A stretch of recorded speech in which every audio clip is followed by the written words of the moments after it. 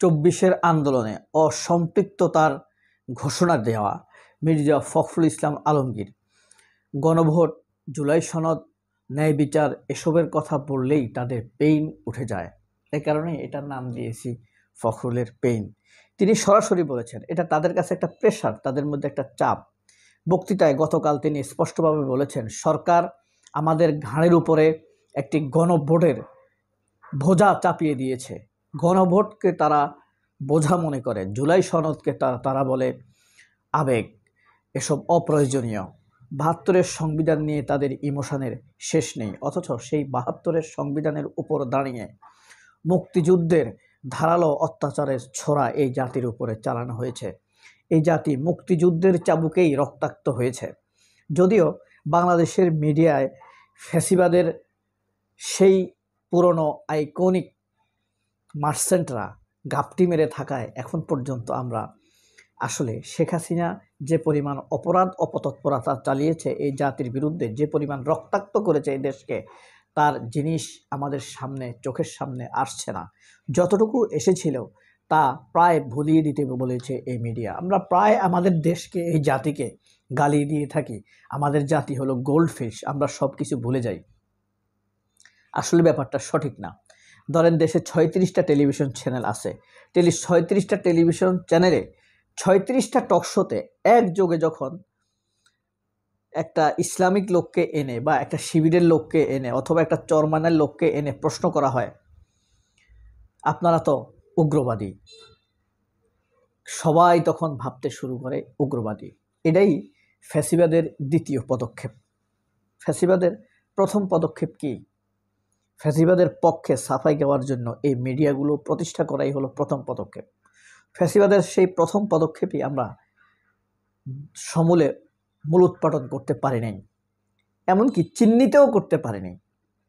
খুবই আশ্চর্যজনক বিষয়, হাতে গোনা ২-১ কালপ্রিটকে অ্যারেস্ট করা হলেও পুরো মিডিয়া জুড়ে আজ ফ্যাসিবাদ ভরপুর। আপনি নিকুল বলেন আর খালেদ মহিউদ্দিন বলেন, রোকসানা আঞ্জুম নিকুল বলেন আর নাজমুন নাহার মুন্নি বলেন, এরা সবাই কিন্তু ফ্যাসিবাদের দোসর। মতিউর রহমান প্রথম আলোর, সে কিন্তু রাজনীতি করা লোক, ছাত্র ইউনিয়ন করা লোক, অর্থাৎ ম্যাগ মোল্লার বসুর যেই দল করে ঢাকা ইউনিভার্সিটির, তাদের দল করা লোক। এখন সে যখন লিখতে যাবে, সে কি নিরপেক্ষ জিনিস লিখবে? সে তো ইসলামের বিরুদ্ধে লিখবে, সে তো শেখ হাসিনার পক্ষেই লিখবে, সে ভারতের পক্ষেই লিখবে। কারণ সারা জীবন তাদের ব্রেন ওয়াশ করে দেওয়া হয়েছে ইসলামের বিরোধিতার জন্য, এদেশের বিরোধিতার জন্য, জাতিসত্তার বিরোধিতার জন্য, ভারতের পক্ষে বলার জন্য। এখন তাদের কাছ থেকে আমরা সেটা আশা করব কিভাবে? তারা তো আমাদের জন্য নিউজ লিখবে না, তারা আমাদের জন্য লিখবে ফরমাইশি স্ক্রিপ্ট, ড্রামার স্ক্রিপ্ট লিখবে। তারা সবাইকে জঙ্গিবাদ বানাবে। তাদের নিউজের চরিত্রগুলো যখন দেখবেন আপনি তখন বুঝতে পারেন মির্জা ফখরুলও সেই দল করাই একজন। এরা কখনোই জুলাইকে ওন করে না, এরা মুক্তিযুদ্ধ নিয়ে ব্যবসা করবে, কিন্তু এই জাতিকে কখনোই স্বাধীন হতে দিবে না। আমাদের বাংলাদেশ আদতে আসলে কবে স্বাধীন ছিল বলেন তো? কখনো স্বাধীন ছিল? নবাব সিরাজউদ্দৌলা কি আমাদের দেশের? আলিবর্দী খান, সম্রাট জাহাঙ্গীর, আকবর, তারা কি বাঙালি? তারা কি এই অঞ্চলের? না, তারা উজবেক, তাজেক, আফগান অঞ্চল থেকে এসে আমাদেরকে শাসন করেছে। এরপরে আমাদেরকে ভারত শাসন করেছে, ইংরেজরা শাসন করেছে। তো বাংলাদেশকে বাঙালিরা শাসন করেছে কবে? এই যে হোসেন মোহাম্মদ এরশাদ, সে কি, তারা হইল হুগলির মানুষ, হুগলি থেকে তারা এসেছে, পশ্চিমবঙ্গের হুগলি জেলা থেকে তারা এসেছে। তাহলে সে বাংলাদেশকে বাঙালিরা কবে শাসন করেছে? শেখ মুজিব যদি তার জন্ম সঠিক হয়ে থাকে, তাহলে তারা এসেছে ইরাক থেকে। হ্যাঁ, আর নইলে তো ইন্ডিয়ান জার্মস, এটা তো আছেই।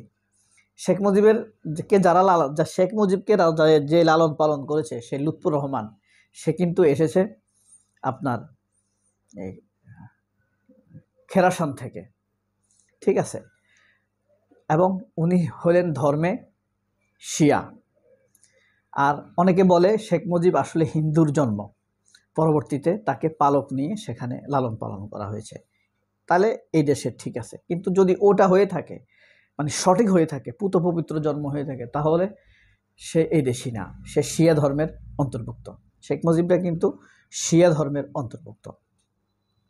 তো তো এই যে এরপরে আমরা এরশাদরা এসেছে হুগলি থেকে।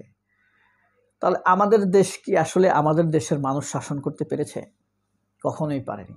একমাত্র একজন শাসক ছিল আমাদের দেশের, জন্ম আমাদের দেশে, সেটা হলো জিয়াউর রহমান। প্রকৃতপক্ষে খালেদা জিয়ার জন্মও কিন্তু বাংলাদেশে না, খালেদা জিয়ার জন্ম পশ্চিমবঙ্গে। খালেদা জিয়ার বয়স যখন 7 বছর, তখন তার বাবা এই দেশে আসেন, একজন স্বনামধন্য ব্যবসায়ী ছিলেন। তো বাংলাদেশকে মানে বাংলাদেশিরা শাসন করেনি, বাংলাদেশকে এই বিদেশিরা শাসন করেছে। আর তার উপরে এদের উপরে ছিল, সবার উপরেই ছিল ভারতের ছায়া। ভারতের সেই প্রতিপত্তি প্রভাব এবং কুদৃষ্টির প্রভাব থেকে আমাদের দেশের শাসকরা কখনোই বের হতে পারেনি। এই যে দেখেন একটা খবর, মির্জা ফখরুলের কথা বলছিলাম না, এই খবরটা দেখেন। আমাদের ঘাড়ের ওপর